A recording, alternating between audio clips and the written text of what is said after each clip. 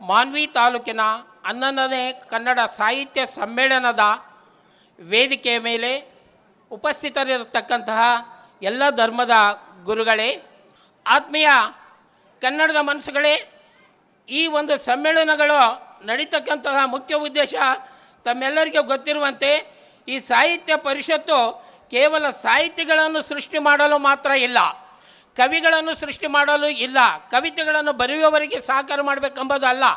ಬದಲಾಗಿ ಈ ನಮ್ಮ ಕನ್ನಡ ನಾಡಿನಲ್ಲಿ ಕನ್ನಡ ಭಾಷೆ ನೆಲ ಜಲಕ್ಕೆ ಧಕ್ಕೆ ಉಂಟಾದಾಗ ಕನ್ನಡಿಗರೆಲ್ಲರೂ ಒಗ್ಗಟ್ಟಾಗಿ ಈ ಕನ್ನಡತನಕ್ಕಾಗಿ ಹೋರಾಟ ಮಾಡ್ತಕ್ಕಂಥ ಉದ್ದೇಶವನ್ನು ಹೊತ್ತುಕೊಂಡು 1915ರಲ್ಲಿ ನಮ್ಮ ಕನ್ನಡ ಸಾಹಿತ್ಯ ಪರಿಷತ್ತು ಪ್ರಾರಂಭವಾಯಿತು ಅಂತೇಳಿ ನಿಮ್ಮೆಲ್ಲರಿಗೆ ತಿಳಿಸಲು ಇಷ್ಟಪಡ್ತಾ ಇದ್ದೇನೆ.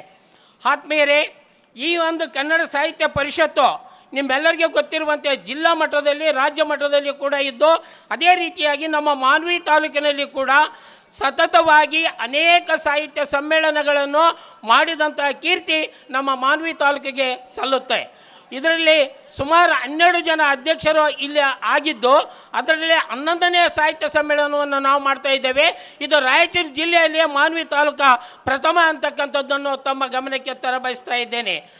ಆತ್ಮೀಯರೇ, ಈಗಾಗಲೇ ನಾನು ಹೇಳಿದಂತೆ ಈ ನಮ್ಮ ಮಾನ್ವಿ ತಾಲೂಕಿನಲ್ಲಿ ಅನೇಕ ಜನರು ನಮ್ಮ ಕನ್ನಡ ಸಾಹಿತ್ಯ ಪರಿಷತ್ತಿನ ಸಾರಥ್ಯವನ್ನು ವಹಿಸಿಕೊಂಡು ತಮ್ಮ ಯೋಗ್ಯತೆಗೆ ಅನುಸಾರವಾಗಿ ಸಾಹಿತ್ಯ ಪರಿಷತ್ತಿನ ಕಾರ್ಯಚಟುವಟಿಕೆಗಳನ್ನು ಕೂಡ ಮಾಡಿದ್ದಾರೆ. ಅದರಲ್ಲಿ ವಿಶೇಷವಾಗಿ ನಮ್ಮ ಡಾಕ್ಟರ್ ಬಸವರಾವ್ ಪಾಟೀಲ್ರವರು, AB ಉಪ್ಪಳಮಠ ಅವರು, ಡಾಕ್ಟರ್ ಪ್ರಭಾಕರ್ ಅವರು, ಹನುಮನಗೌಡ ನಲ್ಗಂದಿನಿ ಅವರು, ರಾಮಚಂದ್ರಪ್ಪನವರು, P ಅನಿಲ್ ಕುಮಾರ್ ಅವರು, ತಾಯಪ್ಪ B ವಸೂರವರು, K ನರಸಿಂಹರವರು, ಮೂಕಪ್ಪ ಕಟ್ಟಿಮನಿಯವರು, ಮೊಹಮ್ಮದ್ ಮುಜೀಬ್ ಅವರು, ರವಿಕುಮಾರ್ ಪಾಟೀಲ್ರವರು ಮತ್ತು ಈಗ ಸದ್ಯ ಶರಣಬಸವ ನೀರ್ಮಾನ್ವಿ ಅವರು, ಇವರು ತಮ್ಮ ಒಂದು ಯೋಗ್ಯತೆಗೆ ತಕ್ಕಂತೆ ತಮ್ಮ ಅವಧಿಯಲ್ಲಿ ಏನೇನು ಕಾರ್ಯಗಳನ್ನು ಮಾಡಬೇಕೋ ಅಂಥ ಕಾರ್ಯಗಳನ್ನು ಅವರು ಮಾಡಿಕೊಂಡು ಬಂದಿದ್ದಾರೆ. ಈ ಮಾನ್ವಿಯ ವಿಶೇಷತೆ, ಮೊದಲು ರಾಮಚಂದ್ರಪ್ಪನವರ ಅಧ್ಯಕ್ಷತೆಯಲ್ಲಿ 5 ಸಮ್ಮೇಳನಗಳನ್ನು ಮಾಡಿದ್ದರು, ತಾಲೂಕಾ ಸಮ್ಮೇಳನಗಳನ್ನು. ಆದರೆ ಅದುವರೆಗೆ ಯಾವುದೇ ಜಿಲ್ಲಾ ಸಮ್ಮೇಳನಗಳು ಆಗಿರಲಿಲ್ಲ. ಆಗ 2006ರಲ್ಲಿ ನಾನು ಅಧ್ಯಕ್ಷನಾದಾಗ ನಮ್ಮ ಶಾಸಕರಾದಂತಹ ಶ್ರೀ NS ಬೋಸರಾಜ್ ಅವರನ್ನು ನಾವು ಕೇಳಿಕೊಂಡಾಗ ತಕ್ಷಣವೇ ಜಿಲ್ಲಾ ಸಮ್ಮೇಳನವನ್ನು ಮಾಡು ಅಂತೇಳಿ ನನಗೆ ಅಪ್ಪಣೆಯನ್ನು ನೀಡಿದರು. ಹೀಗಾಗಿ ಎಂದೂ ನಡೀಲಾರದಂಥ 5 ಸಮ್ಮೇಳನಗಳಾಗಿದ್ದರೂ ಕೂಡ ಜಿಲ್ಲೆಯಲ್ಲಿ ನಮ್ಮ ಮಾನ್ವಿ ತಾಲೂಕಿನಲ್ಲಿ ಜಿಲ್ಲಾ ಸಾಹಿತ್ಯ ಸಮ್ಮೇಳನ ನಡೆದಿರಲಿಲ್ಲ. ಮೊಟ್ಟ ಮೊದಲನೇದಾಗಿ 2006ರಲ್ಲಿ NS ಬೋಸರಾಜ್ ಸಾಹೇಬರ ನೇತೃತ್ವದಲ್ಲಿ ನಮ್ಮ ಮಾನ್ವಿಯ ಹೈಸ್ಕೂಲ್ ಗ್ರೌಂಡ್ನಲ್ಲಿ ಆನೆಯ ಮೆರವಣಿಗೆಯೊಂದಿಗೆ ಉತ್ತಮವಾದ ಮೆರವಣಿಗೆ ಹಾಗೂ ಎಲ್ಲ ಸಾಹಿತಿಗಳೊಂದಿಗೆ ಒಂದು ಉತ್ತಮವಾದಂಥ ಜಿಲ್ಲಾ ಸಮ್ಮೇಳನವನ್ನು 2006ರಲ್ಲಿ ಮಾಡಲಾಯಿತು. ಜೊತೆಗೆ ಹಾಗೆ ಮುಂದೆ ಎಲ್ಲ ಅಧ್ಯಕ್ಷರುಗಳು ಕೂಡ ತಮ್ಮ ಅವಧಿಯಲ್ಲಿ ಒಂದೊಂದು ಸಮ್ಮೇಳನವನ್ನು ಕೂಡ ಮಾಡಿದ್ದಾರೆ.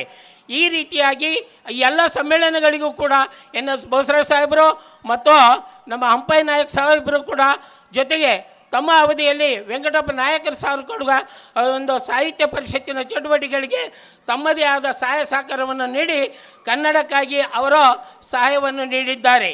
ಈ ನಿಟ್ಟಿನಲ್ಲಿ ನಮ್ಮ ಕನ್ನಡ ಸಾಹಿತ್ಯ ಪರಿಷತ್ತು ಈ ತಾಲೂಕಿನಲ್ಲಿ ಕಾರ್ಯನಿರ್ವಹಿಸ್ತಾ ಇದೆ.